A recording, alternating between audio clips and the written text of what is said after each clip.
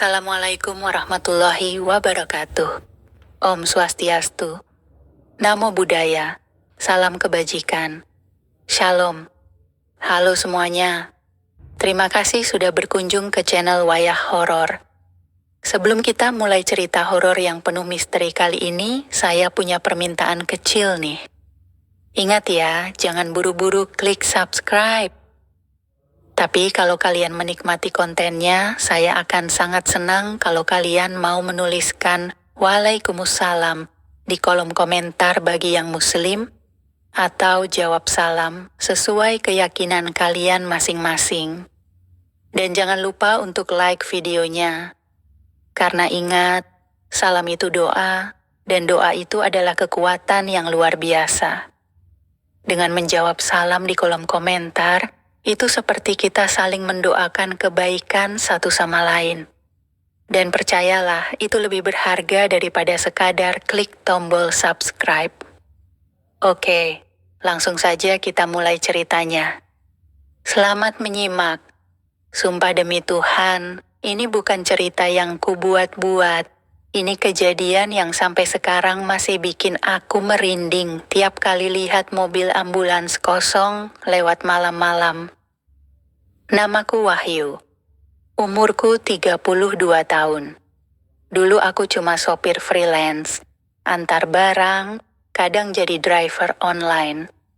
Tapi sejak pandemi, job makin sepi. Sampai akhirnya aku dapet tawaran dari paman, jadi sopir jenazah di daerah Serang, Banten. Waktu itu aku pikir, ya udahlah, mayat kan gak bisa protes. Gajinya juga lumayan. Paman bilang, kerjaan ini cuman buat orang yang kuat hati. Tapi kamu kuat kan, Yu? Aku cuman ketawa. Aku pikir yang penting halal. Malam pertama aku kerja, jenazah pertama yang kuantar itu perempuan. Meninggal karena kecelakaan motor katanya. Wajahnya ditutup rapat, tapi dari foto KTP-nya masih muda. Namanya Lilis. 23 tahun. Aku antar dari rumah sakit di Pandeglang ke rumah duka di daerah Karita. Waktu itu gerimis, jalannya sepi, dan aku sendirian di dalam mobil. Di belakangku, peti mayat diam membisu. Aku nyetel radio buat ngusir sepi, tapi anehnya, tiap aku ganti channel, suara radio kayak menyusup jadi pelan, lalu hilang sama sekali. Kayak diredam. Pas aku lihat ke spion tengah, aku ngerasa kayak ada bayangan duduk di kursi belakang. Tapi pas aku tengok, kosong. Cuma Besti. Mungkin halusinasi pikirku. Tapi waktu aku nyampe di tikungan tanjakan sebelum masuk ke desa tujuan, mobilku tiba-tiba ngerem sendiri. Padahal aku nggak injek pedal apa-apa. Dan itu belum seberapa. Begitu aku lihat ke kaca spion, jelas banget. Ada perempuan berdiri di belakang peti. Rambutnya basah kuyup, bajunya seperti robek-robek, dan wajahnya, aku langsung ngerem mendadak. Turun dari mobil sambil komat kamit baca apa aja yang aku ingat dari pelajaran ngaji dulu. Tapi pas aku buka pintu belakang, nggak ada siapa-siapa. Cuma pintu petinya kebuka sedikit. Padahal sebelum jalan, aku pastiin semua dikunci rapat. Itu malam pertama. Dan setelah itu, aku tahu tugas ini bukan sekadar nganter jenazah, ada hal-hal yang ikut menumpang juga. Dan itu baru awal. Sampai detik ini, aku masih ingat wajah orang-orang di rumah duka malam itu. Bukan karena mereka sedih, tapi karena kayak ada sesuatu yang mereka sembunyikan dari aku. Setelah kejadian aneh di jalan, aku paksakan diri nyetir terus. Rasanya tangan ini dingin, punggung basah keringat. Setiap tikungan, aku tengok spion. Takut bayangan itu muncul lagi. Tapi nggak ada. Begitu masuk ke desa, suasana makin sepi. Nggak ada lampu jalan. Rumah-rumah berjajar tapi semuanya gelap. Kayak desa yang belum bangun. Atau Udah lama ditinggalin. Anehnya, GPS masih nyala.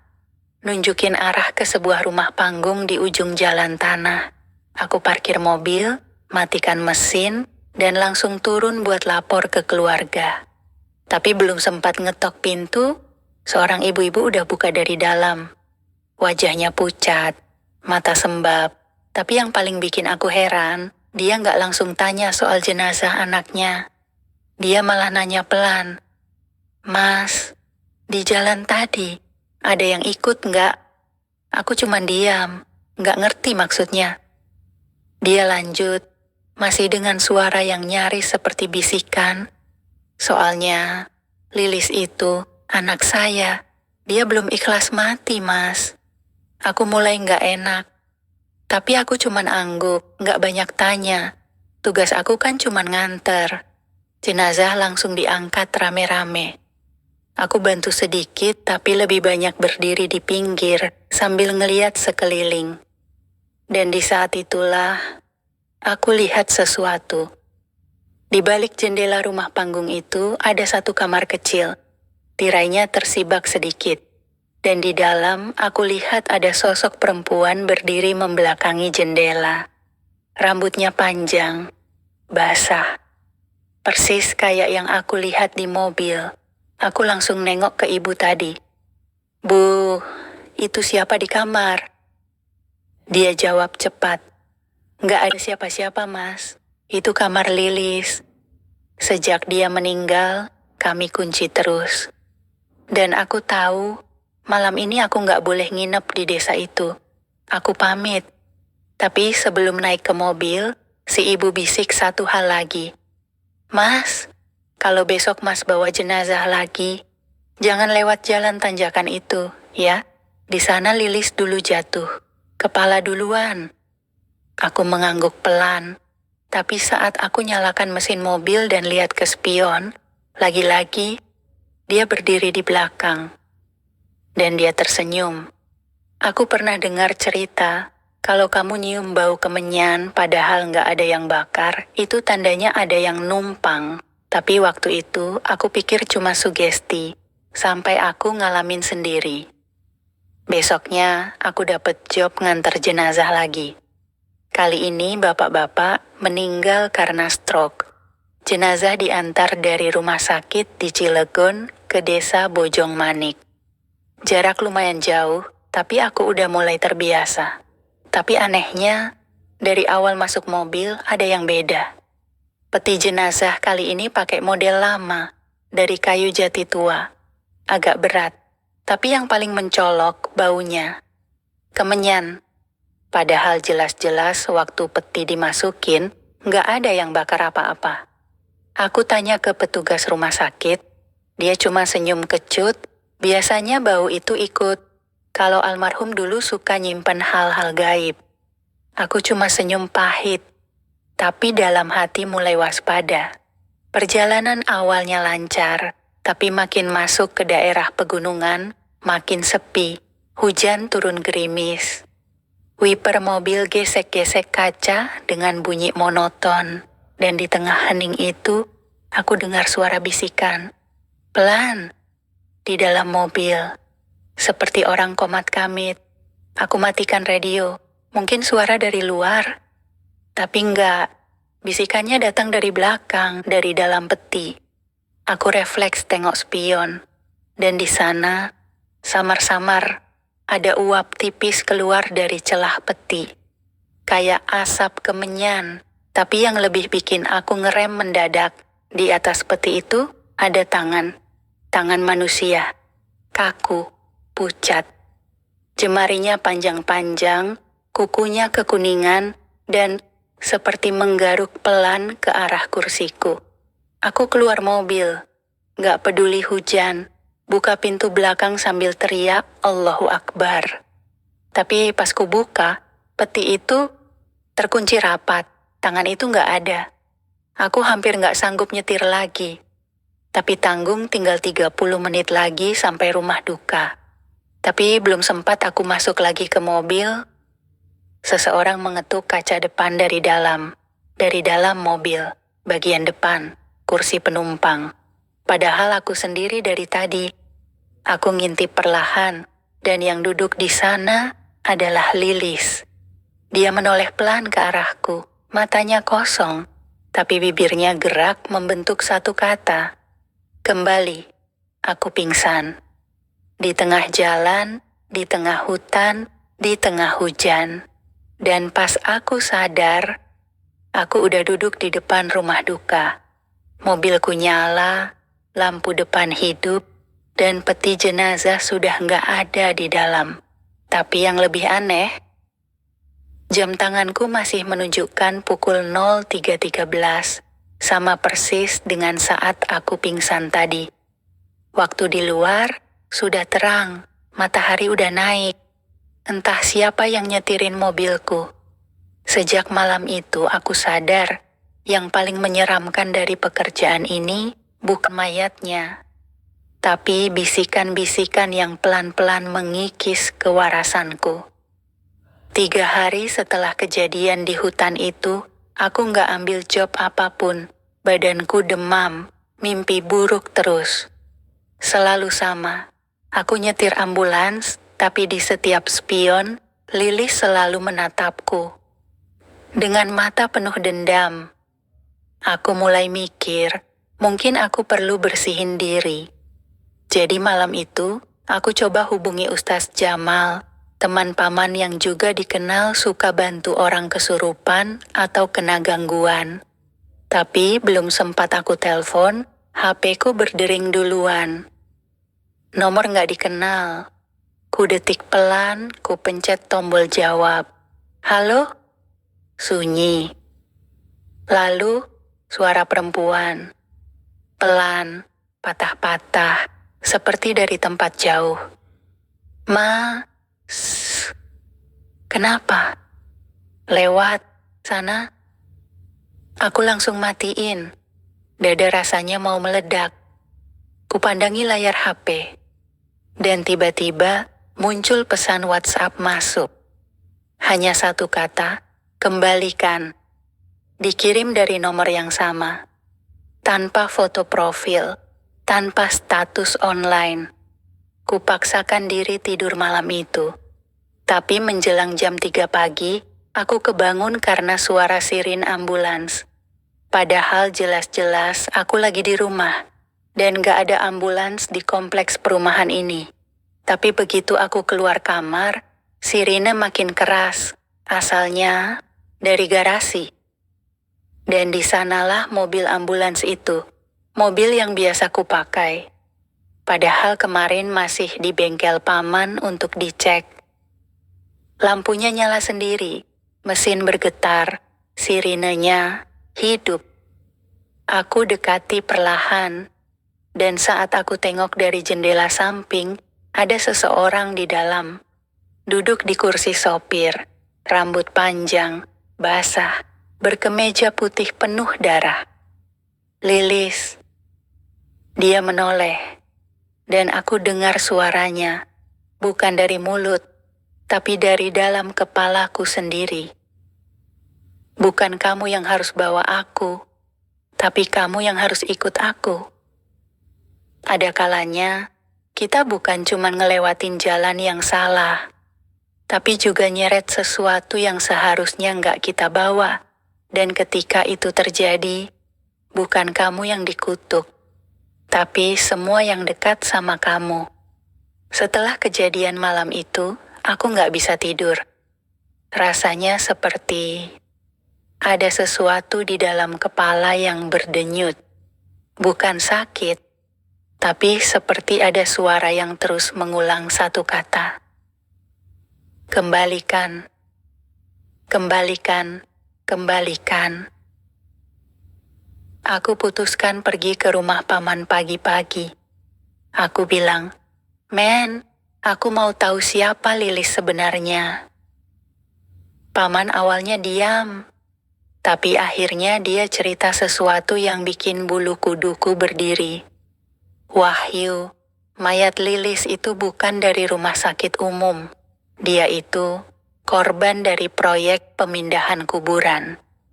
Jadi ceritanya, beberapa bulan lalu Ada proyek pembangunan di pinggir jalan, tanjakan tempat Lilis meninggal. Untuk perluasan jalan, beberapa makam tua dipindahkan secara massal. Tapi ada satu jenazah yang tidak diketahui identitasnya. Terlantar. Tidak ada keluarga, tidak ada tanda. Hanya papan kayu bertuliskan perempuan, sekitar 23 tahun, ditemukan di sungai. Dan waktu jenazah itu dipindahkan, semua pekerja proyek bilang mereka mimpi yang sama malamnya. Seorang perempuan datang, duduk di ujung ranjang mereka, dan bilang, "Saya belum selesai." Salah satu pekerja ketakutan dan kabur. Tapi satu orang, Kusnadi namanya, tetap ikut dalam pemindahan. Dan keesokan harinya, dia meninggal, kecelakaan, di tanjakan itu juga. Dan dugaanku benar, Lilis adalah jenazah tanpa nama itu. Nama Lilis cuma nama yang dikarang petugas rumah sakit agar data pengantar lengkap. Dia bukan kecelakaan biasa, dia adalah korban dari sesuatu yang lebih kelam. Mungkin dulu dibuang, mungkin dibunuh. Tapi satu yang jelas, dia tidak pernah dianggap manusia sejak awal. Dan yang membuatku makin yakin, waktu aku lihat lagi ke data log GPS mobilku malam itu, jarak tempuhnya lebih dari 160 km. Padahal seharusnya hanya 40 km sekali jalan. Artinya, aku sempat mutar ke tempat lain, tempat yang tidak terekam oleh Google.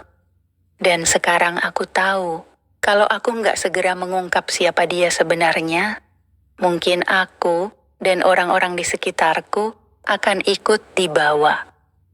Orang bilang, tanah nggak pernah bohong.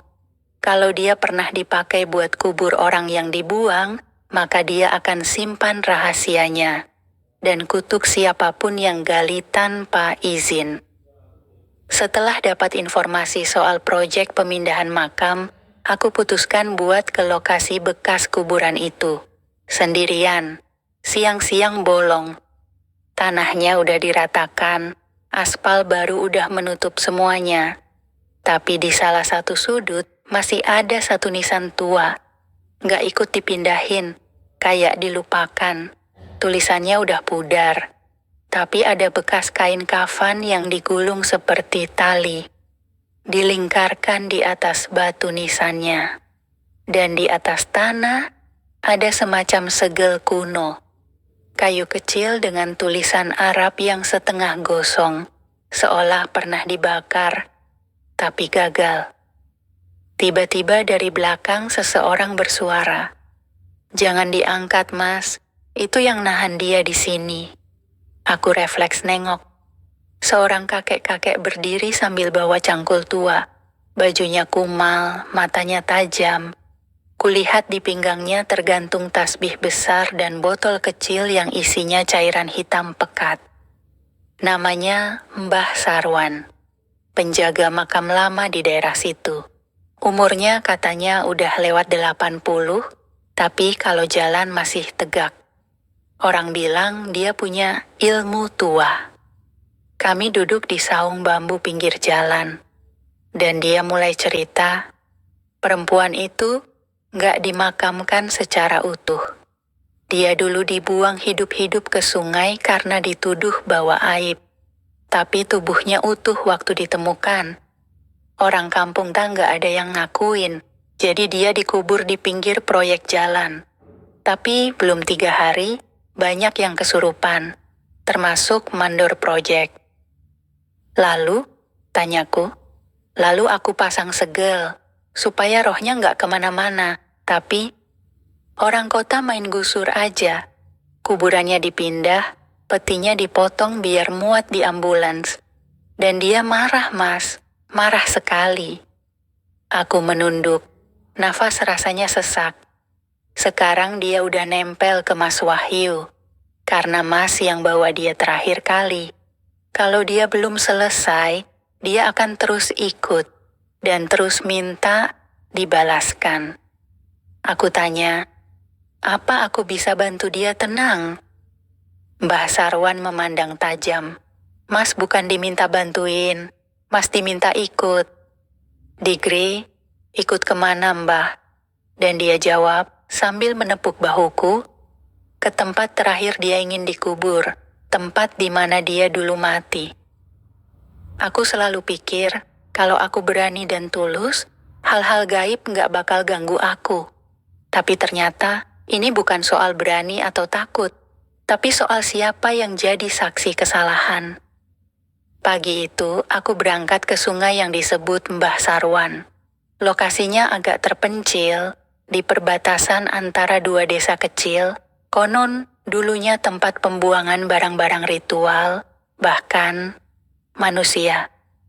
Dulu tempat itu disebut Kali Buta, karena begitu sesuatu masuk ke sana, jarang ditemukan lagi, sampai akhirnya ada warga yang lihat mayat perempuan mengambang di pinggir bebatuan.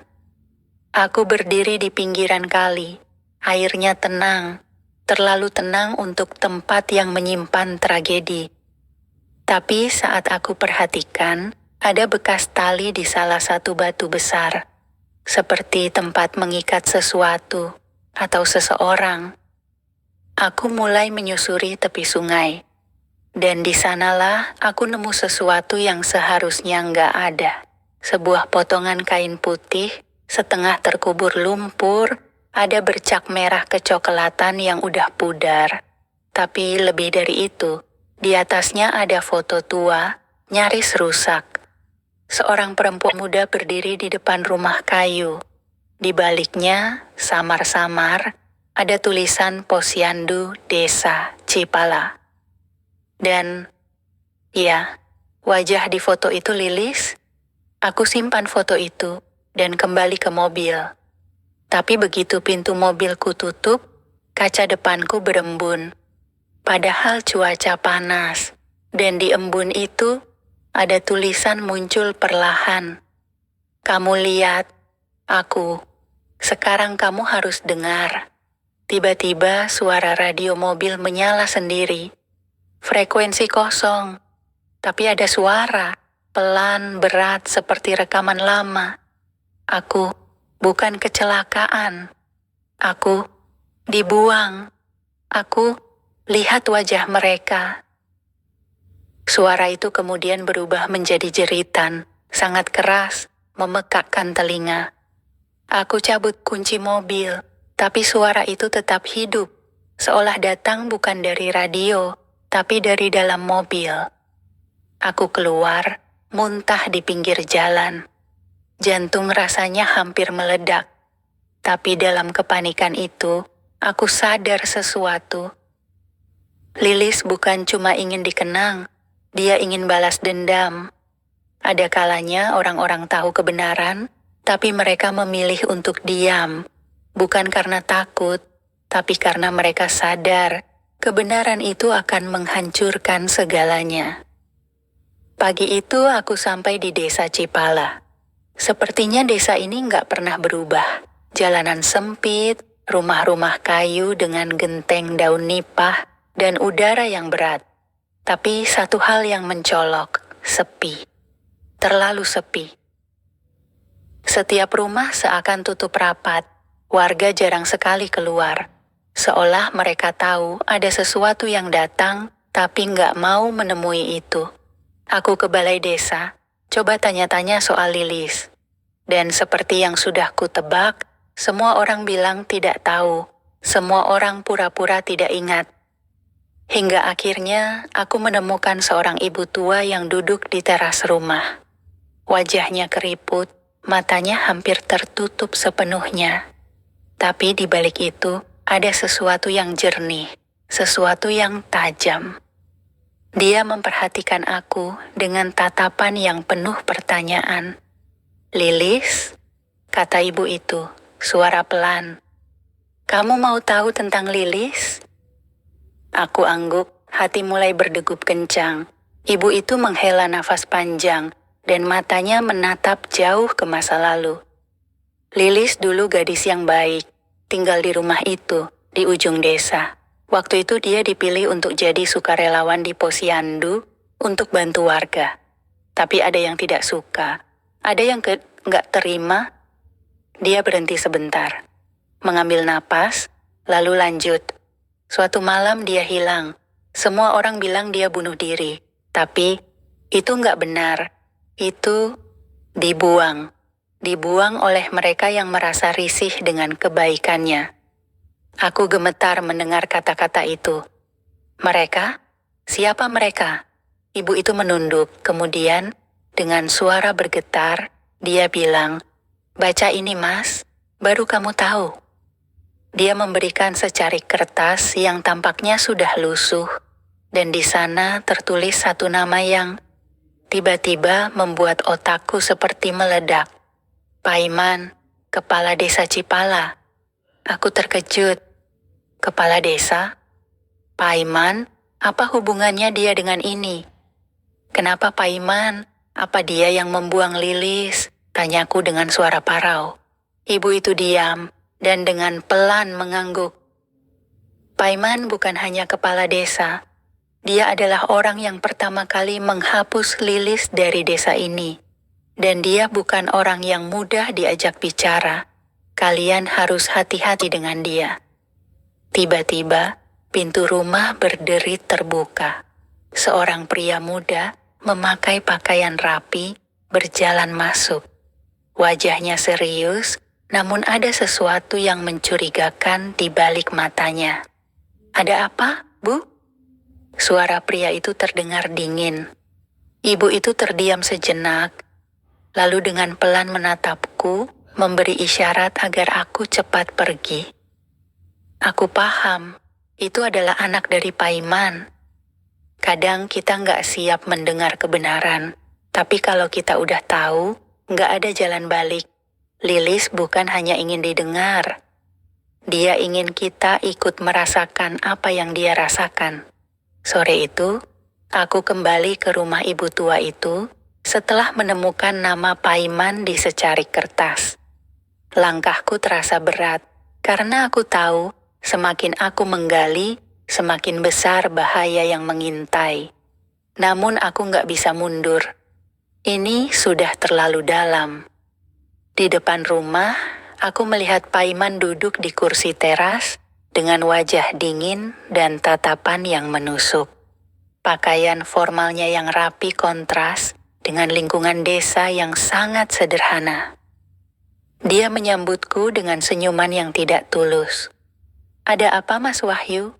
Sudah cukup menikmati keindahan desa kami?" Suaranya datar, tapi matanya tidak bisa menyembunyikan kecemasan. Aku berdiri tegak, menatapnya dengan serius. "Saya datang untuk Lilis. Saya tahu, Bapak tahu sesuatu tentang dia. Tentang kematiannya. Apa yang sebenarnya terjadi?" Dia terdiam sejenak, lalu tertawa kecil. Tidak ada kebahagiaan di tawa itu, lebih seperti tawa yang dipaksakan. "Lilis, sudah lama sekali itu. Kenapa sekarang kamu mau mencari tahu?" Paiman bertanya dengan nada seolah menganggap aku konyol. Aku tidak peduli. Aku tahu dia berusaha mengalihkan perhatian. "Saya ingin tahu, Paiman, apa yang kamu lakukan pada Lilis? Kenapa kamu buang dia begitu saja?" Tanyaku dengan suara yang mulai meninggi. Wajah Paiman berubah. Mata yang awalnya dingin kini mulai menunjukkan gelagat lain, sesuatu yang lebih gelap. Dia berdiri dan berjalan mendekat, suaranya pelan namun penuh ancaman. "Kamu memang berani, Wahyu, tapi kamu tidak tahu apa yang kamu hadapi. Lilis bukan cuma masalah pribadi saya, ada lebih banyak yang terlibat di sini."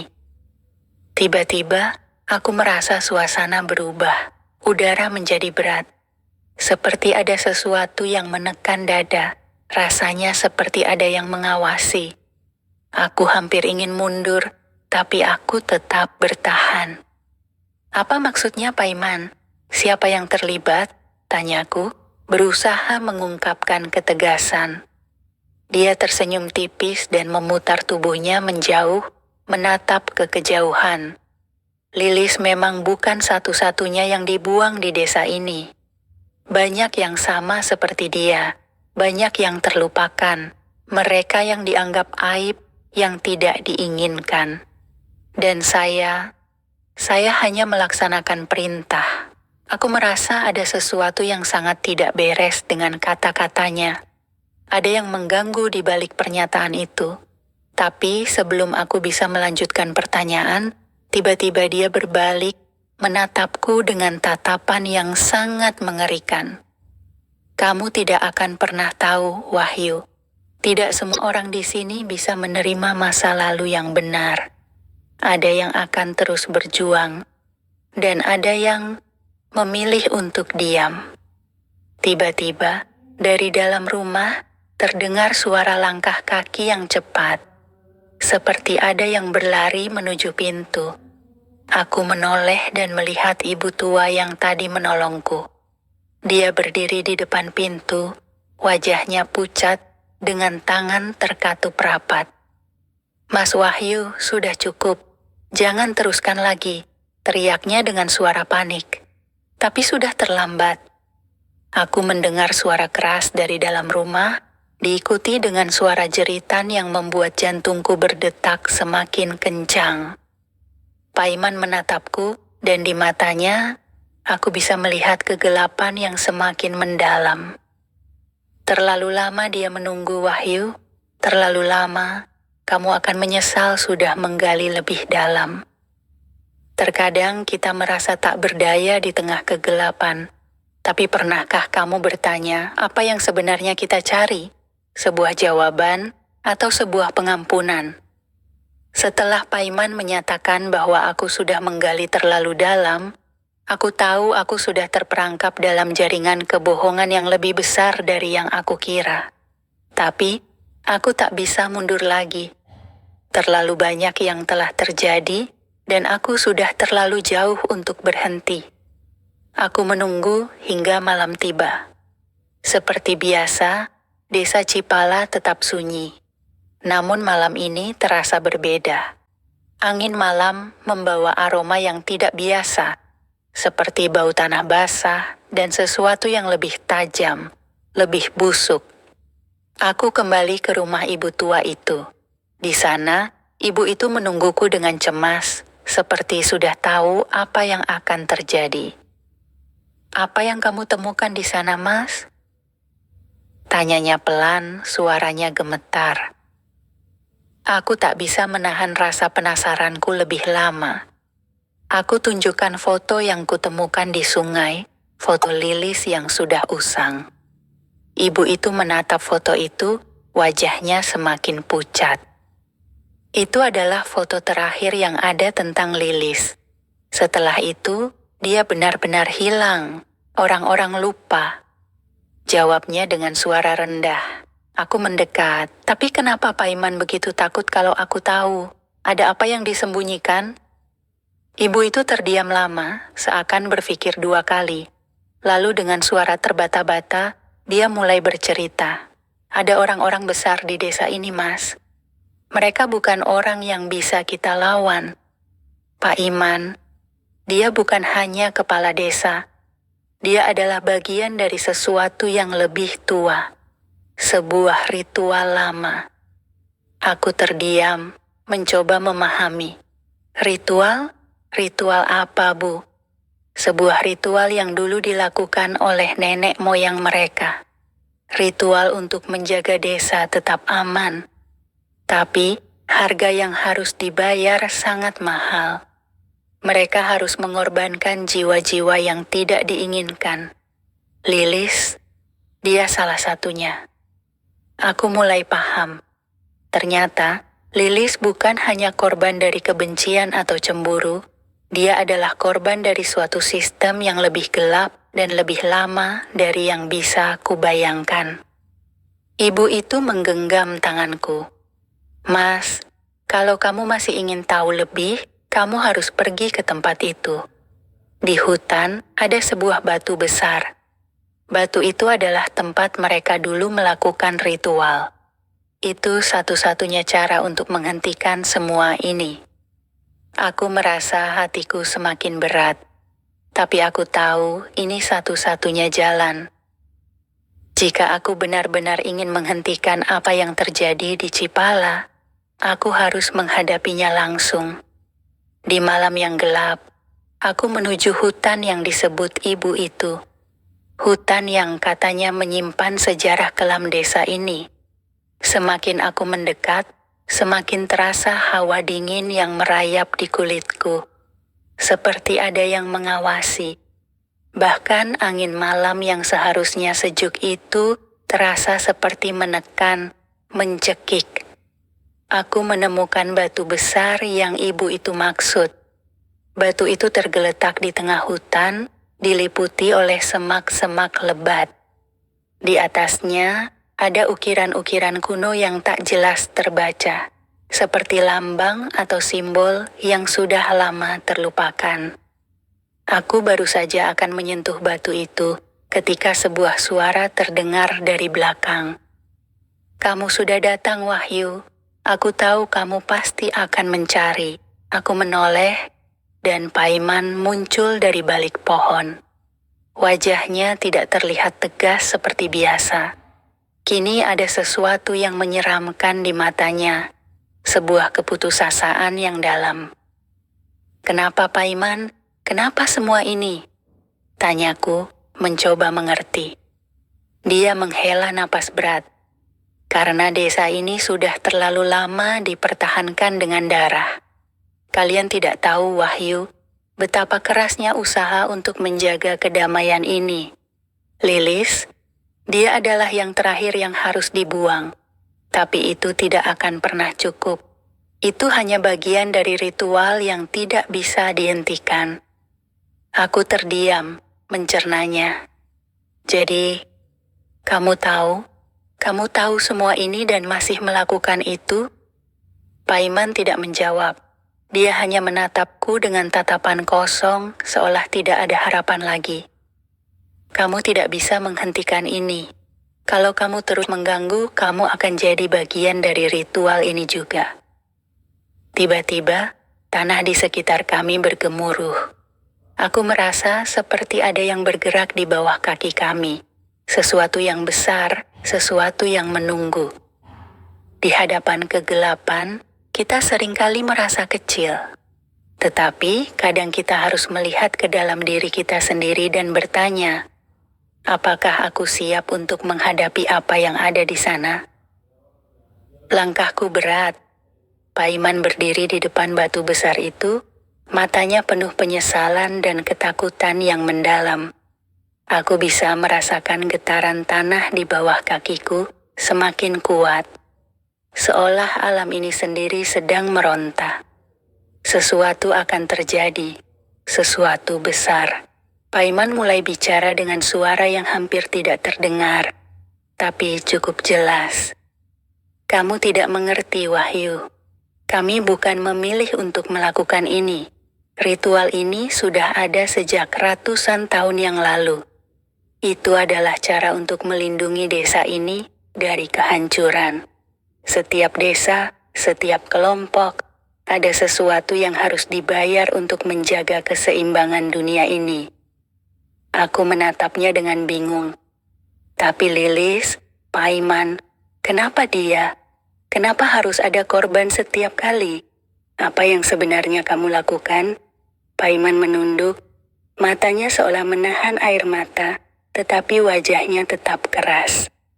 "Lilis, dia adalah bagian dari penyeimbang yang hilang. Setiap korban akan menjaga keseimbangan itu. Jika tidak, desa ini akan dilanda bencana yang lebih besar, seperti yang terjadi pada desa lain yang menentang ritual ini." Aku mulai menyadari bahwa dia berbicara seperti seorang pelayan, bukan pemimpin. Dia tidak memutuskan ini sendiri, dia hanya mengikuti tradisi yang lebih besar, yang lebih jahat. Lilis adalah bagian terakhir yang harus dibuang. Setelah itu, aku harus kembali ke tempat ini, dan desa akan aman. Tapi kamu datang, kamu mengungkit semuanya. Dan sekarang, Paiman mengangkat tangannya, seolah memanggil sesuatu. Tiba-tiba, suara gemuruh terdengar semakin keras. Langit malam yang gelap berubah menjadi merah, seolah ada api yang menyala dari dalam tanah. Aku bisa merasakan kekuatan gelap yang mulai terbangun di sekitar kami. Semua yang ada di sini, termasuk Paiman, tidak bisa mengendalikan itu. Aku mundur sedikit, merasa ada yang menghalangi jalan keluarku. Paiman, apa yang sedang terjadi? Teriakku, berusaha menahan ketakutanku. Kamu tidak bisa menghindar. Sekarang kamu juga sudah terlibat dalam ini. Paiman berteriak, dengan suara yang mulai berubah, seperti teriakannya bukan miliknya lagi. Itu seperti suara yang keluar dari sesuatu yang lebih tua, lebih jahat. Aku terdiam. Tiba-tiba, batu besar di depan kami mulai bergerak. Tanah di bawah kami bergetar keras, dan sesosok bayangan hitam besar muncul dari dalam tanah. Itu bukan manusia. Itu seperti makhluk yang tidak pernah aku bayangkan ada di dunia ini. Matanya bersinar merah, tubuhnya bercahaya, tetapi penuh dengan bayangan yang menyeramkan. Apa itu? Suaraku hampir tidak keluar. Paiman hanya tersenyum, namun senyum itu tidak menggambarkan kebahagiaan. Itulah yang menjaga desa ini. Dan kini, kamu tahu betapa besar harga yang harus dibayar. Tiba-tiba, bayangan itu bergerak lebih cepat dari yang aku duga. Aku hampir tidak bisa menghindar saat makhluk itu menatapku. Dan dalam sekejap, aku merasa seperti sudah ditarik ke dalam gelapnya dunia lain. Suara Lilis yang dulu terdengar di radio, kini terdengar jelas, lebih keras, penuh dengan teriakan dan kesakitan. Kamu harus pilih Wahyu. Suara Lilis menggema, penuh dengan kebingungan dan amarah. Kamu bisa menghentikan ini. Tapi kamu harus memberi sesuatu. Aku merasa tubuhku lemas. Ada sesuatu yang harus aku bayar, sesuatu yang lebih besar dari yang aku bayangkan. Lilis bukan hanya ingin membalas dendam, dia juga ingin memberi kesempatan terakhir bagi dunia ini untuk memilih jalan yang benar. Aku tahu, pada titik ini, aku punya pilihan. Dan itu bukan hanya tentang aku, tapi tentang semua orang yang ada di Cipala dan masa depan mereka. Paiman, aku berteriak, berharap dia masih bisa mendengar. Apa yang harus aku lakukan? Paiman mulai merangkak mundur, tampaknya takut pada apa yang telah terjadi. Kamu tidak bisa menghentikan ini. Ritual ini tidak bisa dibatalkan. Ini sudah jalan yang ditentukan. Namun, Lilis atau apapun yang ada di balik suara itu berkata lebih jelas dari sebelumnya. Kamu bisa memilih, hentikan ritual ini, hentikan mereka yang mengendalikannya. Berani atau tidak, Wahyu? Aku berdiri tegak, menatap ke arah makhluk itu. Aku tahu apa yang harus kulakukan. Tak ada yang bisa lari dari takdir, tapi mungkin ada cara untuk memecah siklus ini. Aku mengangkat tangan ke udara. Dengan suara gemuruh yang keras, aku berteriak. Aku memilih untuk mengakhiri ini. Tiba-tiba, cahaya terang menyilaukan muncul di sekitar kami. Makhluk itu berteriak keras, seolah kehancuran dunia yang ada di bawahnya dimulai. Suara Lilis teredam dalam desisan panjang, lalu hening. Kadang untuk mengubah takdir, kita harus menghancurkan apa yang sudah dibangun begitu lama. Tapi, yang lebih sulit adalah menghadapi apa yang kita rusak. Makhluk itu berteriak keras. Tubuhnya bergetar hebat, seolah kekuatan yang menguasainya mulai kehilangan kendali. Cahaya yang muncul di sekelilingku terasa semakin intens, seperti sebuah ledakan yang datang dari dalam tanah itu sendiri. Aku bisa merasakan tanah di bawah kakiku mulai retak, dan udara di sekitar kami berputar seperti tornado kecil. Ketika cahaya itu meredup, aku menemukan diriku berdiri di tengah kerusakan yang luar biasa. Batu besar itu retak, dan bayangan hitam yang sebelumnya mengancam kami sudah hilang, menghilang dalam kegelapan malam yang tiba-tiba kembali sunyi. Aku terjatuh ke tanah, kelelahan, tubuhku lemas seperti habis diperangkap dalam jaring tak terlihat. Tapi di dalam dadaku, aku merasa ada perubahan. Sesuatu yang berat, beban, tapi juga sesuatu yang lebih ringan. Di sekitarku, hutan seolah menyendiri. Tidak ada suara angin, tidak ada gemerisik daun. Seperti dunia ini sedang menunggu sesuatu, sebuah perubahan yang telah lama tertunda. Tapi, di antara keheningan itu, aku mendengar suara langkah kaki. Aku menoleh dan di sana berdiri Paiman, tubuhnya gemetar. Wajahnya pucat dan matanya kosong. Seperti seseorang yang baru saja melihat dunia yang benar-benar hancur. Kamu berhasil, Wahyu. Suaranya serak, penuh penyesalan. Kamu benar-benar menghentikan semuanya. Aku berdiri perlahan, mencoba mengumpulkan kekuatanku. Lalu bagaimana dengan desa ini? Apakah kita bisa kembali ke kehidupan yang normal? Paiman tidak menjawab seketika. Dia hanya menatap ke langit yang gelap, seolah sedang berjuang untuk menerima kenyataan yang baru saja terjadi. Desa ini sudah lama dihantui oleh kesalahan masa lalu. Kamu sudah memutuskan siklus itu, tapi kita tidak bisa kembali seperti dulu. Ada harga yang harus dibayar untuk menghapus masa lalu. Paiman menghela napas panjang. Aku tahu apa yang dia maksud. Seperti yang Lilis katakan, ada sesuatu yang harus diberikan untuk menghentikan ritual ini. Kami telah mengakhiri satu siklus, tetapi dunia ini harus menghadapi dampaknya. Apa yang akan terjadi pada kita semua? Tanyaku, lebih pada diriku sendiri. Paiman menunduk, lalu memandangku dengan wajah yang penuh beban. Aku tidak tahu, tapi kamu mungkin akan mendengar lagi suara-suara itu. Mereka tidak akan pernah benar-benar pergi. Aku terdiam. Aku mengerti. Suara Lilis yang dulu hanya terdengar samar, kini mengisi pikiranku. Suara itu tidak akan pernah hilang sepenuhnya. Itu adalah pengingat bahwa kegelapan selalu ada, menunggu untuk dibangkitkan. Setelah malam itu, desa Cipala tidak pernah sama lagi. Banyak orang yang memilih untuk meninggalkan tempat itu, tak mampu menghadapi kenyataan bahwa desa mereka yang tercinta selama ini diselimuti rahasia gelap. Paiman memutuskan untuk mengasingkan diri, meninggalkan jabatan kepala desa yang sudah lama dia jalani.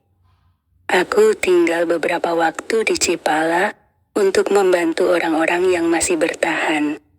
Beberapa dari mereka memilih untuk menerima kenyataan dan memulai kehidupan baru, sementara yang lain, yang merasa terikat dengan masa lalu, memilih untuk meninggalkan desa itu dan pergi jauh. Namun, meskipun desa itu tampak lebih tenang, aku bisa merasakan ada yang tidak beres. Suara Lilis, meski samar, masih terdengar di malam hari.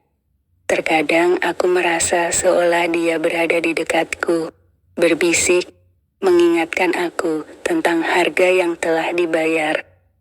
Beberapa bulan kemudian, aku kembali ke Cipala untuk memeriksa keadaan. Aku ingin memastikan bahwa apa yang aku lakukan tidak sia-sia. Apakah desa ini benar-benar bebas dari kekuatan gelap itu? Aku berjalan di sepanjang jalan utama desa, namun semuanya terasa berbeda. Tidak ada lagi udara tegang yang dulu melingkupi desa ini. Tapi ada satu hal yang terasa ganjil. sebuah batu besar yang muncul tiba-tiba di tengah jalan utama desa. Batu itu bukan batu biasa. Aku mengenalinya. Itu adalah batu yang ada di hutan. Batu tempat ritual itu dilakukan. Batu itu menghadap ke arah yang sama, seperti saat aku pertama kali melihatnya. Seperti sebuah pengingat bahwa apa yang telah terjadi masih belum sepenuhnya berakhir. Aku tersenyum miris, menyadari bahwa mungkin sebuah siklus memang tidak pernah benar-benar berakhir. Bisa saja kegelapan itu akan datang kembali suatu hari nanti. Tapi untuk sekarang aku tahu satu hal pasti. Aku telah melakukan yang terbaik yang bisa kulakukan. Dan siapa tahu, mungkin ada orang lain yang akan menggantikanku, yang akan melanjutkan apa yang telah kumulai, membebaskan Cipala dari kegelapan yang membelenggunya. Dan begitulah kisah aku. Wahyu, sopir jenazah di desa Cipala. Apa yang terjadi di sini adalah kisah tentang keberanian dan pilihan yang harus diambil. Meskipun kadang kita tak tahu apa konsekuensinya. Sejarah gelap desa ini telah terungkap, tapi tak ada yang tahu apakah itu benar-benar akhir. Bagi mereka yang percaya bahwa kegelapan hanya ada di malam hari, mungkin mereka salah. Kadang kegelapan itu ada di dalam diri kita, menunggu untuk dipanggil kembali. Jika kalian suatu saat berjalan di jalan yang sama, berhati-hatilah. Karena kadang, kegelapan itu hanya menunggu kesempatan untuk kembali. Pesan moral, keberanian untuk menghadapi kebenaran. Terkadang dalam hidup kita harus berani menggali kebenaran, meski itu menantang dan menyakitkan. Wahyu, sebagai tokoh utama, berani menyelidiki rahasia gelap di balik ritual dan kisah Lilis, meski mengetahui risikonya. Ini mengajarkan kita bahwa meskipun kebenaran bisa mengguncang, hanya dengan menghadapinya kita bisa maju dan membuat pilihan yang benar.